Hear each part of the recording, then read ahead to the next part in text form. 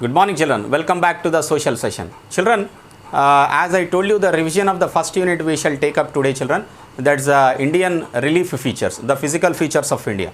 So, before we proceed with the physical features of India, the location of India we have studied, the longitudinal extent and the latitudinal extent.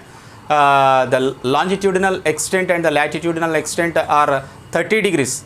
30 degrees from north to south and 30 degrees from east to west we have seen on the location of the India.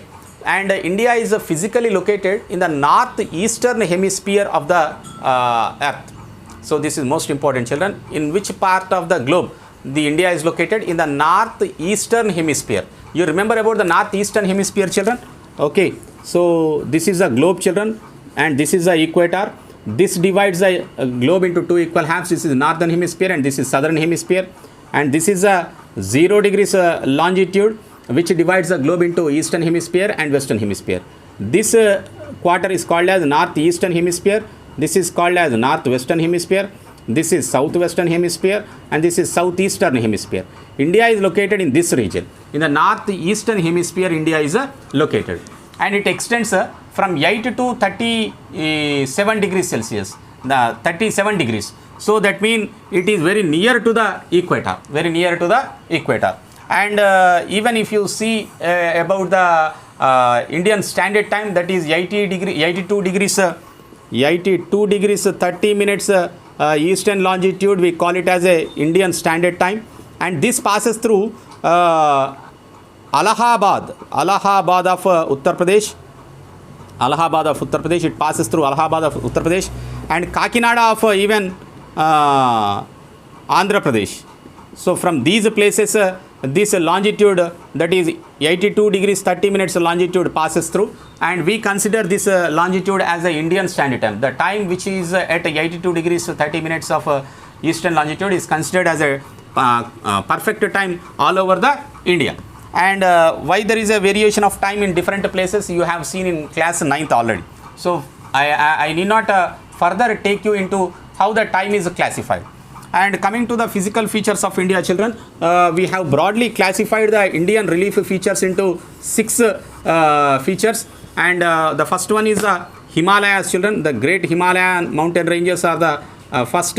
And second one is the Indo-Gangetic plain, children. Indo-Gangetic plains these are, okay. And third one is a peninsular plateau.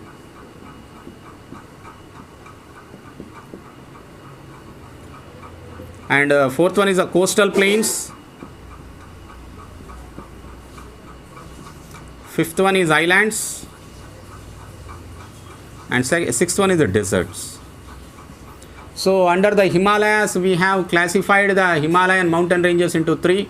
That is the Greater Himalayas, okay, Lesser Himalayas and Outer Himalayas. Greater Himalayas are also called as Himadri. Lesser Himalayas are also called as Himachal. And Outer Himalayas are also called with Shivaliks. Okay. And coming to the most important features of the Himalayas, like dunes, pass are the two important things. The flat longitudinal bottomed valleys are called as dunes. The natural en route in between the mountain ranges is called as a pass. And most of the dunes are located in between Himachal and Shivaliks. In between these, most of the dunes are located. Passes like Bolanla, Khaibarla are the passes which connect India with Nepal, India with Tibet. So those passes are the naturally formed routes to reach from one side of the hill to the another side of the mountain. And coming to the Indo-Gangetic plains, children, these plains we have divided them into 3.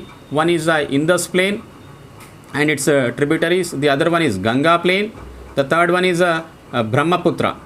Okay, so these are the 3 plains which we put together. We call it as a Indo-Gangetic plain.